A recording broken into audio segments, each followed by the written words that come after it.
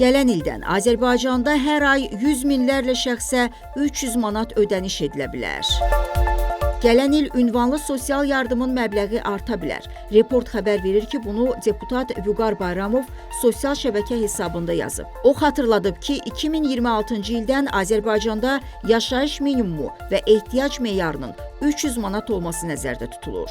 Vüqar Bayramov bildirib ki, məsələn, ailənin 5 üzvü var və həmin ailənin rəsmi aylıq gəliri 900 manatdır.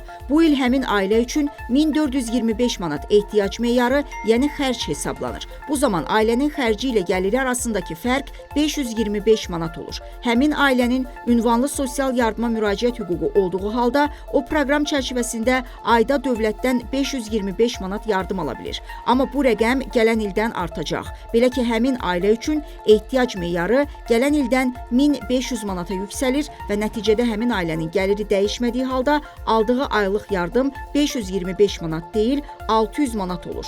Hazırda 80.300 az təminatlı ailənin 353.300 üzvü ünvanlı dövlət sosial yardımı alır. Bu isə o deməkdir ki, artımlardan faydalanan ailələrin sayı kifayət qədər çox olacaq.